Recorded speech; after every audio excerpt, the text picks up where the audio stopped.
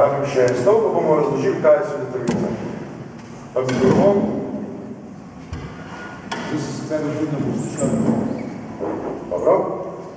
Zdaj pa bi vas prosil, če se, a me slište? A se sliši? Malo prišlo, ne? Zdaj bom sam tole razložil. Številka eno bi pa nesli mikrofona. Zdaj bomo dali pa stol slavne, vi se pa postavite takole, en pa na sredo. Takole? Če ta boš delati. Kaj pa zdaj? Sem jaz svedel. No, predstavljate si, da je to Sveta Trojica. Oče, Oče, Sin, pa, to še manjka, Sveti Duh. Torej, ti si kdo? Suvereno.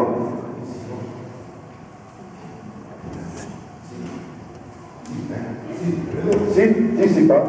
Sveti Duh. Dobro. A imamo tukaj kaj prostora še? A gre kdo lahko vmes med tele tri? Celo jaz gre lahko, da me je nekaj skupaj, ne? Torej imamo še prostor. Zdaj bomo pa poskušal povedati. Andrej Ljubljev je napisal eno čudovito ikono, ki je dal ime Sveta Trojica. Napisal je 3 angele. Prvi angel je bil Oče, drugi angel je bil Sin, tretji angel je bil pa Sveti Duh. Zdaj pa mi pa dava ta stol malo naprej, naravdaš ti Oče ta stol malo naprej, pa se postaviš za stol. Takole? Odlično, ma neverjetni ste. To si je zamislil takole. Pred Očetom, pred Sinom in pred Svetim Duhom je bila miza. In te gledajo drugega, če boste gledali to ikono, smo probali to pa nekaj delali, ki smo znali prevesti, te gledajo drugega, ampak hkrati z enim očesom gledajo proti vratom. Če si predstavljamo tam vrata.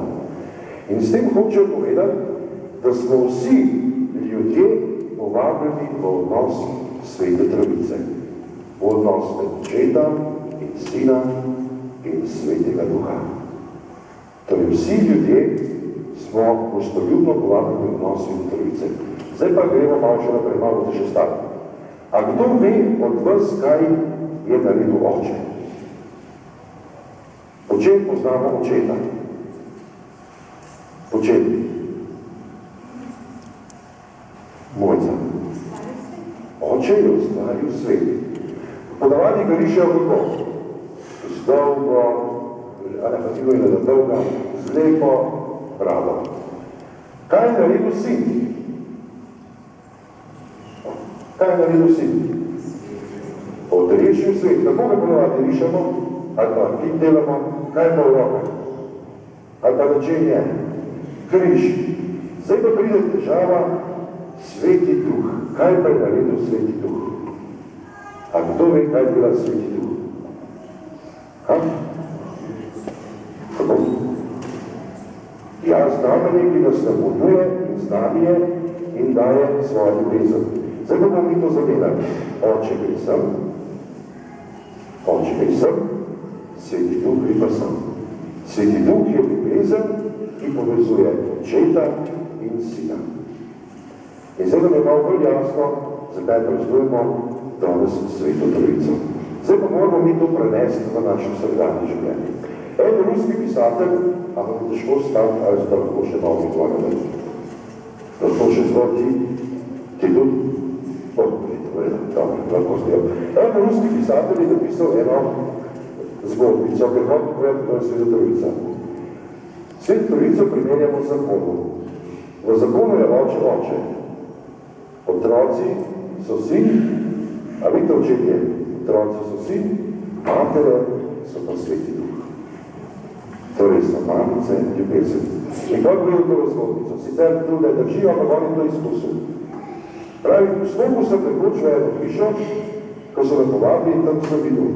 Oče je bil, otroci so bili prepuščeni sami sebi, ampak tisti, ki je držal družino skupaj, kljub težkim razmerah, je bil Sveti Duh. In to je mama, ki je ljubezen. in to je Sveti Duh, to je ljubezen.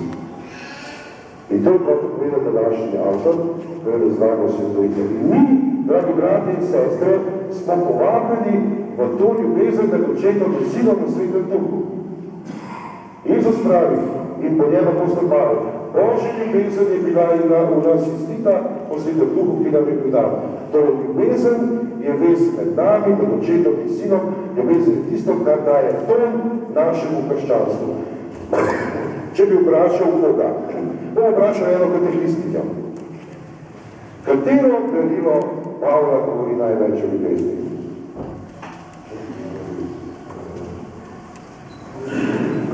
Jezika, ljubezni za nevidnje, jesenič. Sem vedno zapovedna. Ko bi govoril človeške in angelske jezike, ko bi razdal vse svoje metje, ko bi predal njel dar preroštva, ko bi ne vem kakšne sposobnosti, ljubezni pa bi ne imel in nič ne koristi. In isto velja za našo življenjo.